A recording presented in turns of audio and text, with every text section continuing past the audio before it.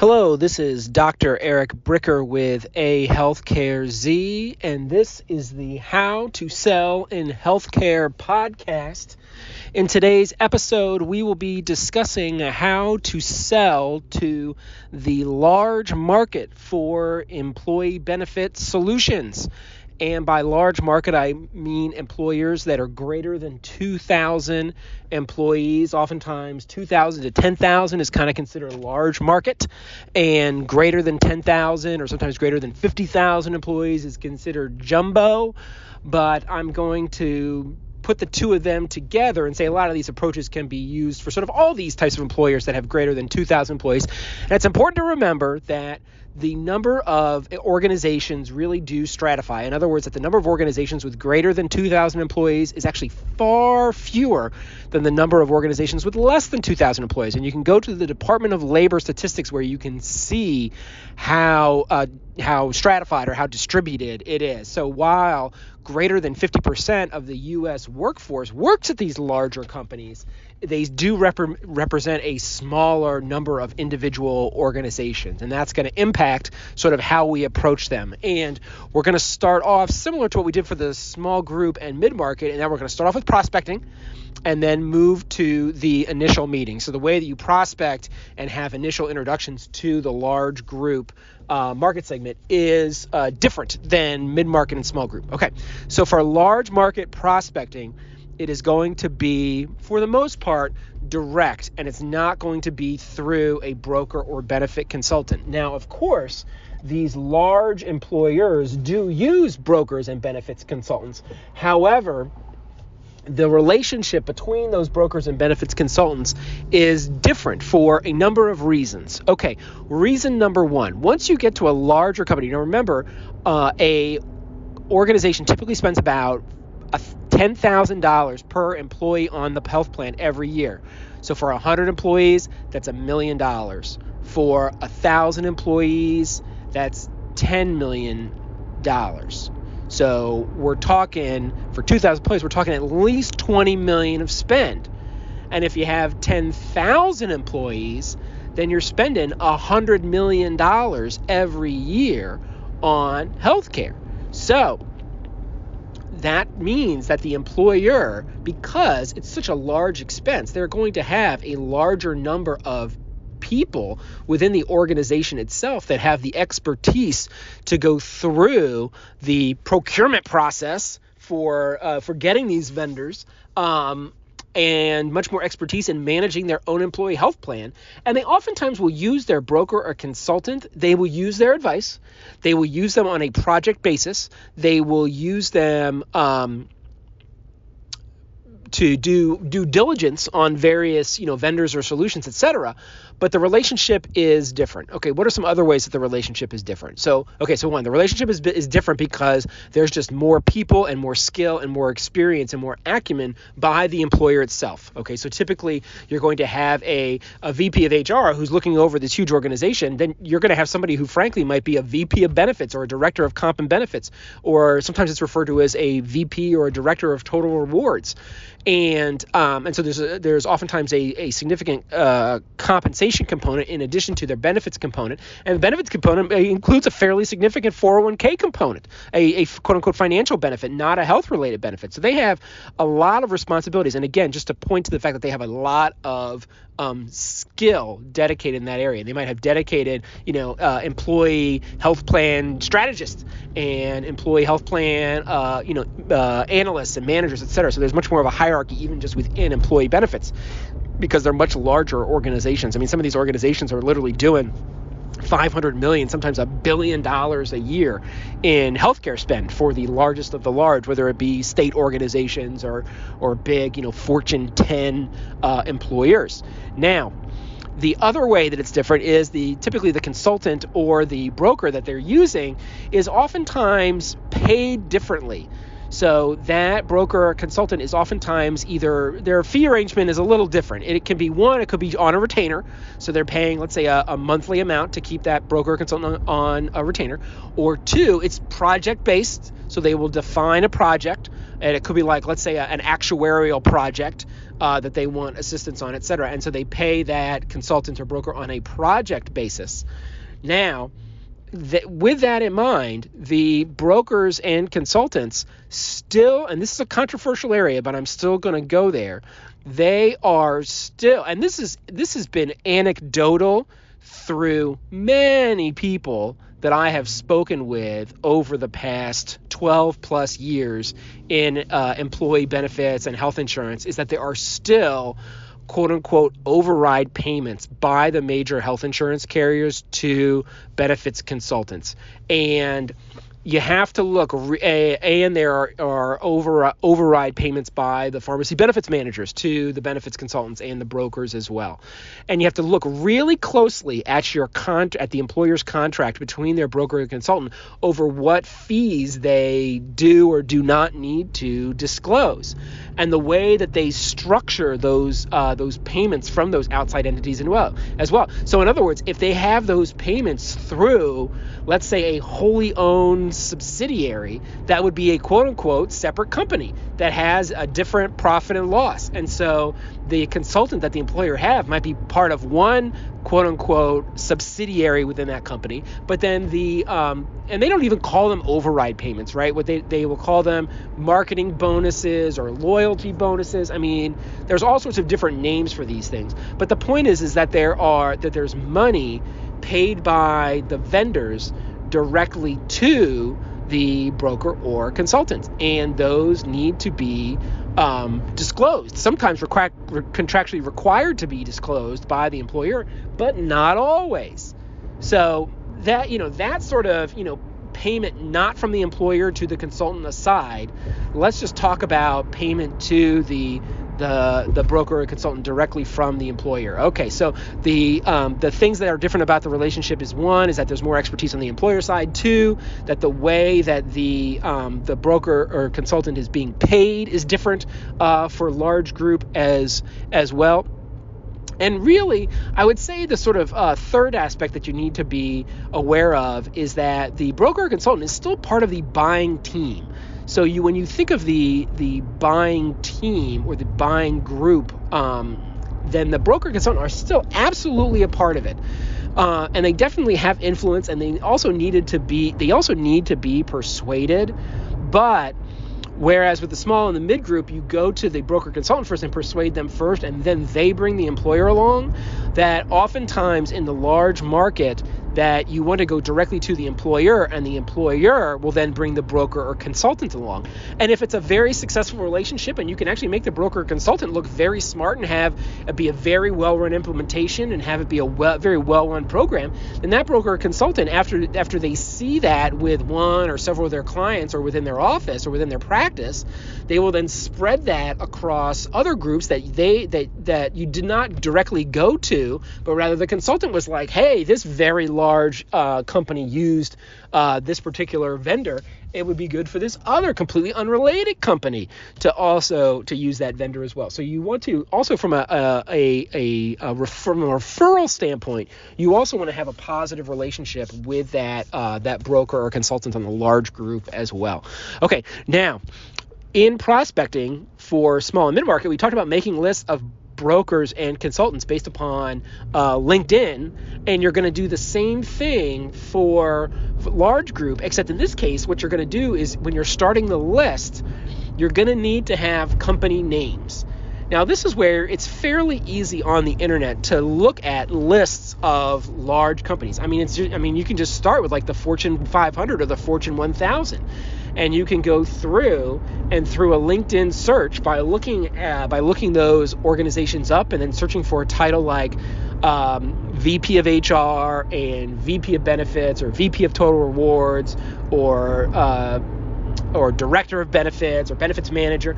And within that bureaucracy or hierarchy within HR at these very large organizations, then you don't just want to have like one target person. You want to prospect across a range of these people, because there are some VPs of HR that came from the benefits side of the business, and they know benefits super well. And there's some VPs of HR that know almost nothing about benefits because they did not come from that side of HR. So, but you don't know. There's a priori, you don't always know in advance which VPs of HR do or do not have that type of understanding or expertise. Likewise, when you get to the director or the VP of total rewards or comp and benefits, they might be a compensation person. Not really. I mean, yes, they do health insurance, and it's actually from a P&L perspective, it's actually a greater responsibility. But they're really a compensation person first, and so they really lean on their quote unquote benefits manager underneath them. So maybe in that situation, it's actually the benefits manager that you want to be prospecting most heavily. But again, you don't know. So you want to do, starting from the bottom, working your way up, you want benefits analyst, benefits manager, director of comp and benefits, VP of HR, all within that organization. And sometimes you even want to do the COO or the CFO, depending upon who the head of HR reports to. And for a lot of these, they call them the CHRO, the Chief Human Resource Officer. And a lot of times that CHRO reports into the CEO. And, frankly, at these organizations, because they're so big, you're never going to get to the CHRO, and you're certainly never going to get to the CEO. And so actually trying to target lower down within the HR and benefits bureaucracy is actually a more effective way to go about it. So you're going to need to spend a lot of time. So again, I would spend like 2 hours every morning from 5 to 7 with these large employers targeting them, okay? And then again, you're going to do outreach by email and phone. And again, you're going to do probably a total of 12 outreaches. You're going to do like 7 emails and 5 phone calls. Again, you're just going to leave voicemails, and you're going to have to do some detective work to get to their phone number. And you're not going to have their direct phone number. You're basically going to end up having to call through the phone tree at the company. And this is where Aaron Ross actually has a lot of great information about those initial phone calls. Because what you do is you kind of play, there's this old detective TV show called Columbo, and you want to kind of try to play Columbo when you call the company and be like, hey, I work in a company that provides employee benefits services, and frankly there's a person within your organization that would probably be really interested in learning about the service that we provide and other clients that are like them who found a ton of value. But I don't know who that person is within your organization. Who is the right person to really contact? So you're not trying, whoever you get on the phone, you're not trying to sell to them. What you're really trying to do with that person you get on the phone is to be like, hey, who's the right person at your organization that would find value in the type of solution I'm talking about? And that's the same way you want to go about your emails as well, too. With your emails, the call to action is not necessarily even, hey, can you get on a 5-minute phone call with me like we did in the small group and mid-market? It's, hey, could you forward this email to the person within your organization who you think would really be the best person for this email? And, could you CC me on it? That would be great. And sometimes they'll forward it to that person without CCing you, and then you'll just hear a roundabout from somebody else that you never even knew existed.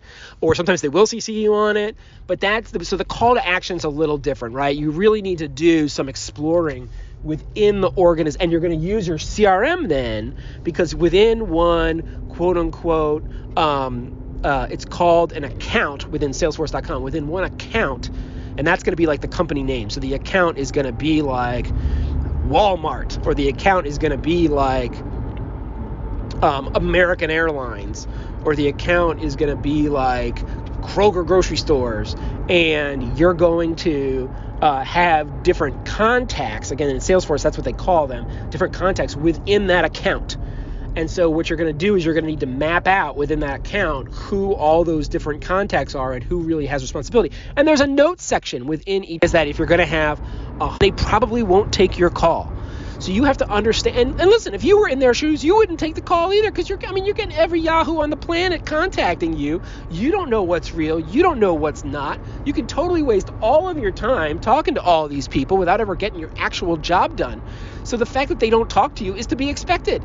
So there's only a few ways to get around that. One is through persistence. Two is through voicemails, okay? And then three is through this sort of detective method to get to the person who actually cares within the organization about what it is that you have to talk about. So the yield might actually be like 200 people that you're contacting gets you down to 10 5-minute phone calls, which gets you down to one 30-minute phone call. So just know that you're going to have to cast your net really wide and have the top of your funnel be really broad for these large groups, because they have people calling on them constantly. It's highly competitive to get their attention, which brings me to the next point about large group prospecting. And that is, as we talked about in earlier podcasts, there's sort of two types of marketing can be broken down into two categories. It can be inbound marketing and outbound marketing. And everything that we've talked about so far in regards to marketing has been outbound marketing, interruption-based marketing.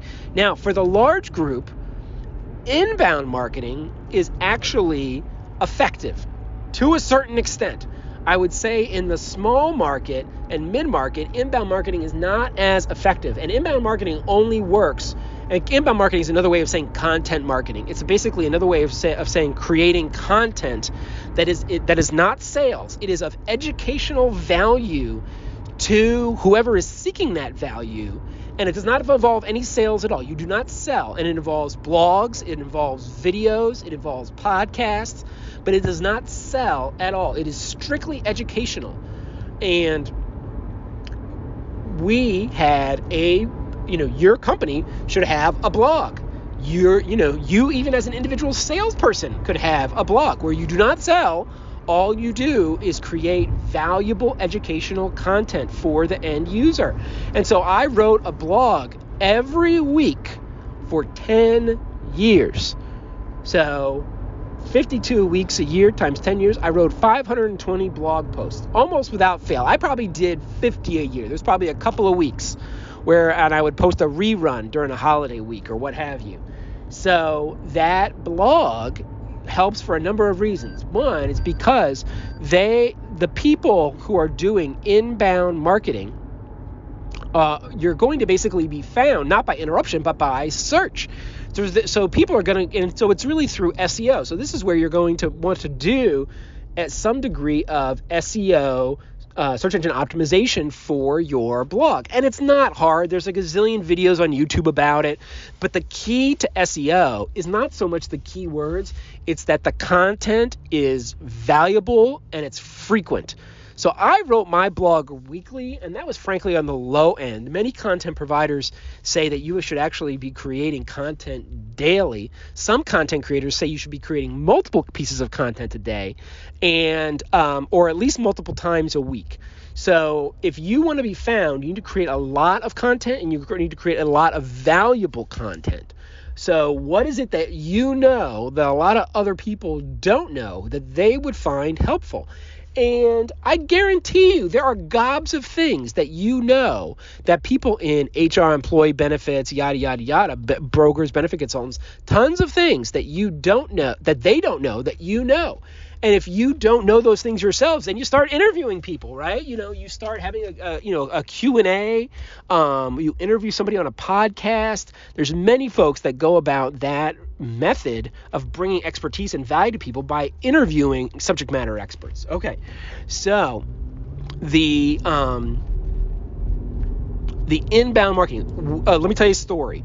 We had a 14,000 employee company in the Midwest that we landed as a client. It was worth over well over $500,000 a year in revenue, that they contacted us because of the blog. And we would have never, they weren't even on our prospecting radar like they should have been. Like I should have been going after these people.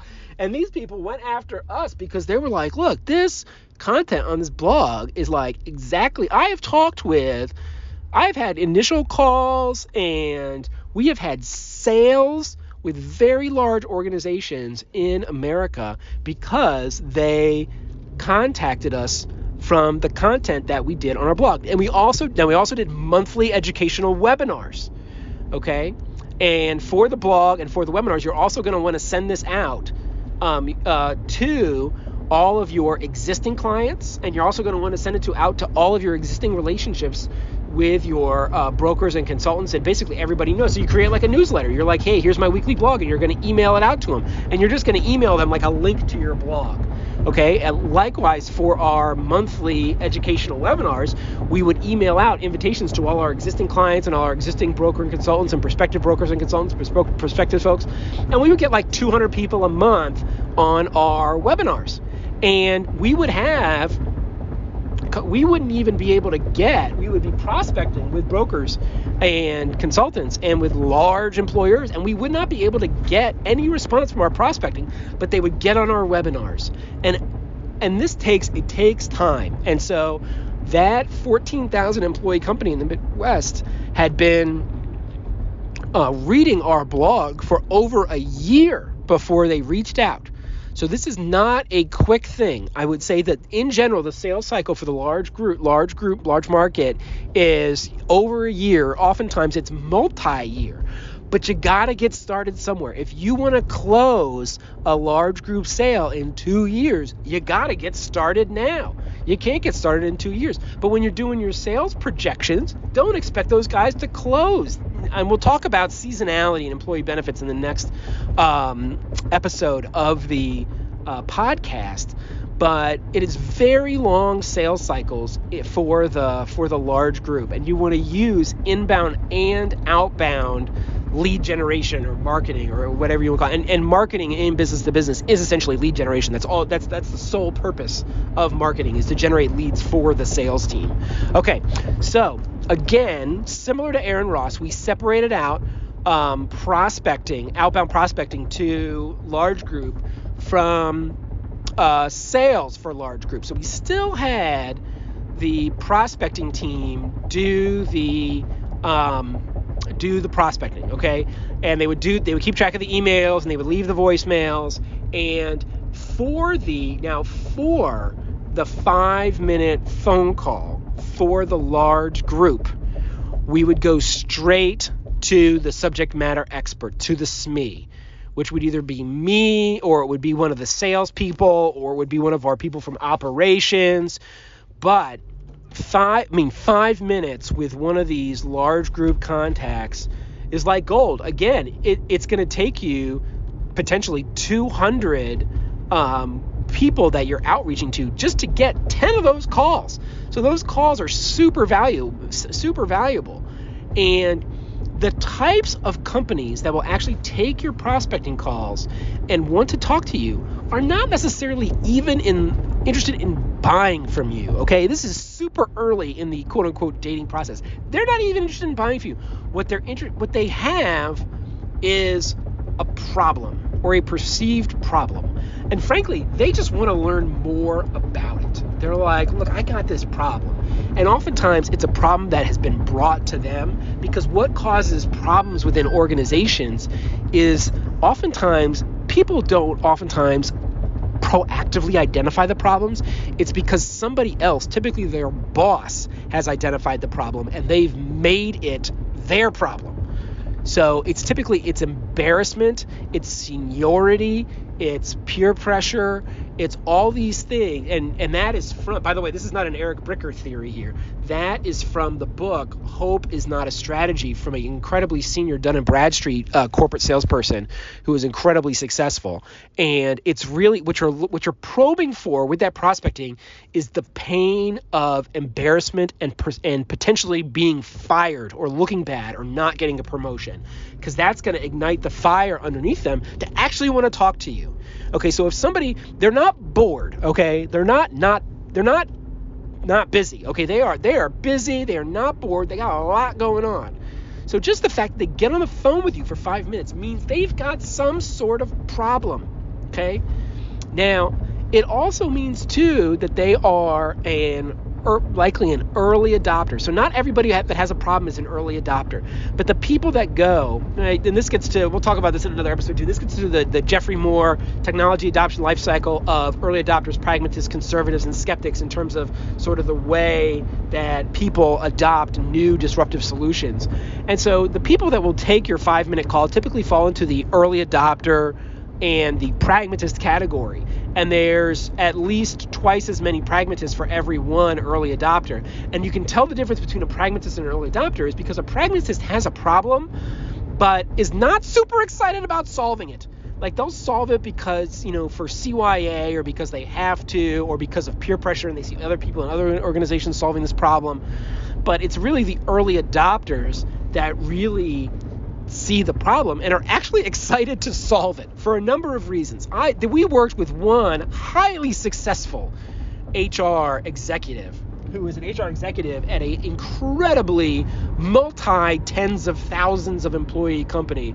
And we worked with her at several companies before. And she was an early adopter because she was really a go-getter. And she wanted to work her way up the corporate ladder. And so she knew to work her way up the corporate ladder that she had to have these wins, that she wanted to be a problem solver, that she wanted to go into these organizations and whether it was a turnaround or whatever, but she wasn't looking to hide and just not get fired.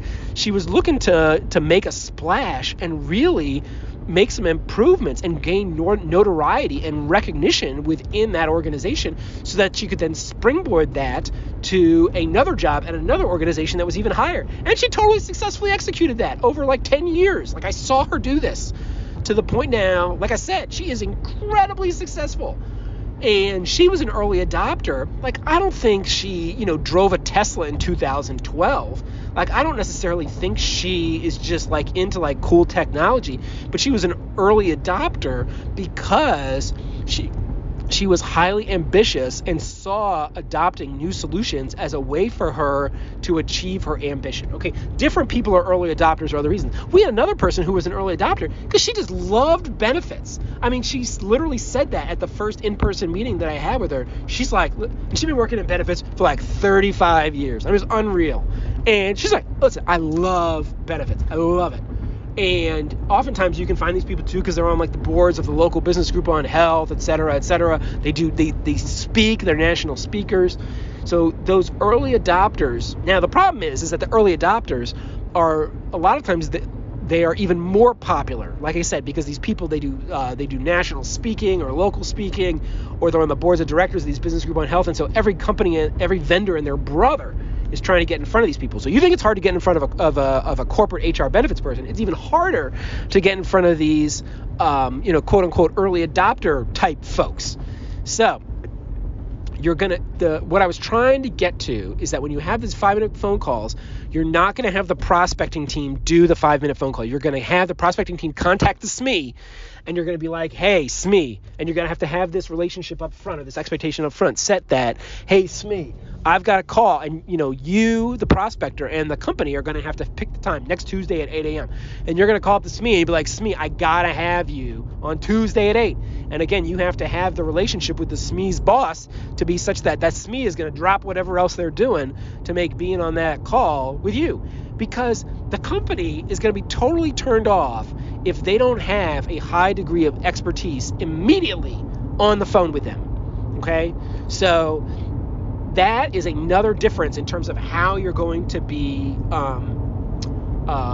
cultivating these leads that is different for large group than from small group and mid-market. Okay, so you get the SME on the 5-minute phone call. And again, you're going to have the call to action be, I want to have a 30, the next step is to do a 30-minute, more of a deep dive. And you can even say, at that point, a lot of companies like to bring it, because oftentimes the 5-minute phone call is just going to be with one person. And it's good to say, hey, look, a lot of times for that 30-minute call, a lot of times people want to invite their colleagues within the organization. Sometimes it's one other person, sometimes it's a couple other people.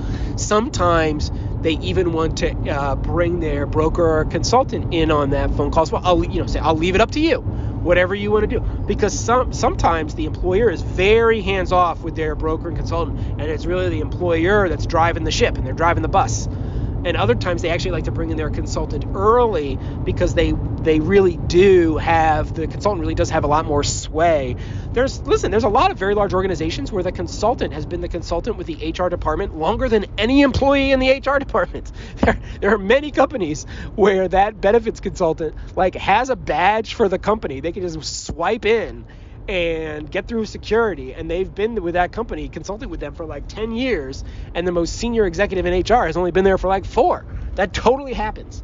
And so, but you don't know when that happens, so you don't want to overstep your bounds. Say, look, a lot of times they're going to want to bring, a couple of colleagues on the phone. Maybe you want to bring your consultant in. I'll leave that up to you, and then you're going to have that 30-minute phone call. Again, on that 30-minute call, you're going to have the SME and your salesperson. So because they have a larger, more complex buying team at the employer, then you, and as far as selling goes, are going to need to have a more complex team on your side as well.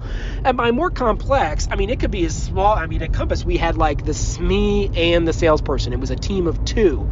And then as we went further along in the sales process, we would bring in the account management folks so that they were part of that, so that it wasn't just like, oh, it's sold now. Here are these brand new people that you've never met before. So we would incorporate those account management people on some of the later sales calls as well. And of course, the salespeople would stay on the implementation calls as well too, to make sure that, it wasn't just like a handoff, but it was a transition over oftentimes multiple months. Okay, so the reason that you need the salesperson in addition to the SME, and the relationship between the salesperson and the SME, and this is just how we did it, not everybody has to do it this way, is that, look, especially in the beginning, the SME, being the subject matter expert, is still going to do the majority of the talking. Like, they're going to do the entire 30-minute presentation. They might do subsequent presentations. And what the salesperson needs to do is they need to ensure the follow-up between each of those calls and each of those meetings, because the calls and the subsequent calls and meetings don't happen unless the salesperson is constantly pushing on that. And the SME is not, it's not their job to do that. That's the salesperson's job to do that, okay? What else is the salesperson doing? There are probably, during that, maybe during the 5-minute call, but definitely during that 30-minute call, there might be specific needs that come up related to the company that you're going to want to corral additional SMEs. It might be a technology SME within your company, or it might be a lot of times, and this is where our account management team was super helpful, is because it was the account management team that was really the employee engagement experts, because they were in charge of getting utilization of the program after the program was in place. So they would have communication challenges within their employer. So we would bring the account management people, and we had an employee engagement playbook. And we had case studies of employee engagement about how different employee engagement strategies worked in different types of employers. And that was actually incredibly helpful during the sales process, especially during objection handling, when their objection would be like, oh, well, we can't communicate to our employees for XYZ reason. And we would bring in the account management SMEs, not to talk about things in theory, but to talk about actual case examples of how we had used various communication strategies to reach, disparate types of employee populations. And it's the job of the salesperson to internally make that happen within your organization, to get the right people sort of on the right calls and at the right meetings at the same time. That initial SME, that's not their job to do that. So sort of the quarterback of the sales process, of the quote unquote sales team for the large group sales, is the salesperson. So at that point, the prospector is probably not involved, because they just got because it's a ton of work to get the initial SME on that 5-minute phone call. Like, that is a ton of work, and they should be we had a variable compensation, and we would pay them based upon the number of 5-minute phone calls that they could get set up. And they would do the 5-minute phone calls for small and mid-market, but even if they had the SME on the 5-minute phone call for the large group, we'd still pay them for it. It was totally valuable. Okay, so that gets us to the 30-minute meeting. And I have not described the 30-minute meeting in detail, but you're still going to have that slide deck that you used for small and mid-market, okay, I would argue that you can use the same slide deck for small and mid-market, and you're going to do some tweaks to that slide deck for the large market. I don't think you need to have a completely different set slide deck between the small mid-group slide deck and the large group slide deck, but I do think the slide deck and the talk track needs to be somewhat different.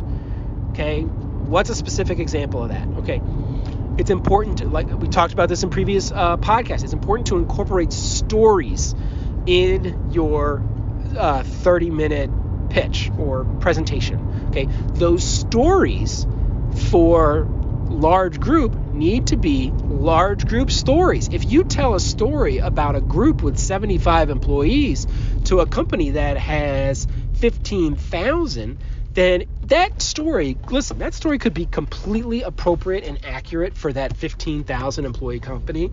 But oftentimes people are just looking for reasons to say no. And just the fact that your case study or your example was for a 75 employee company and they're 15,000, then they'll say, yeah, but listen, we're a 15,000 company. You don't know us, right? That's one of the classic things that large employers say is literally every single one of them that I have ever talked to says, we're special, we're different, we're unique. Yes, but they're not us. We do things differently here. And listen, a lot of times they do. Not always. A lot of times they think they do things differently, but in fact they really don't. But you need to be able, and so, when you talk about whether it's existing clients for references, or you talk about industries, or you talk about, like I said, examples, those need to be geared towards, and then also let's say you're talking about employee communication, the way that you have an employee communication strategy for a small company versus a mid-market company versus a large employer, also totally different. You would never use a small group communication strategy with a large employer. So that small group communication strategy that maybe you used in your small group slide deck, mid-market slide deck, you are not going to use that. Let me give you an example. In-person open enrollment meetings. Very large employers do it almost exclusively online. Maybe they do some webinars. Maybe they'll do a handful of in-person benefit meetings just for executives. But do not talk about in-person open enrollment meetings for these very large companies. They're just going to be like, what are you talking about? We have 75,000 employees literally in all 50 states. There is no way we do in-person employee benefit meetings. Whereas for a small, medium-sized group, if you don't have some way of addressing the in-person employee benefit meetings, they're like, look, that's a central part of how we discuss our benefits at our company. It's part of our culture. So with that, I will pause around large group prospecting in sales. And thank you so much for giving me the most important thing that you have, which is your time and attention. And again, this is Dr. Eric Bricker with AHealthcareZ. Thank you so much for listening to the How to Sell in Healthcare podcast.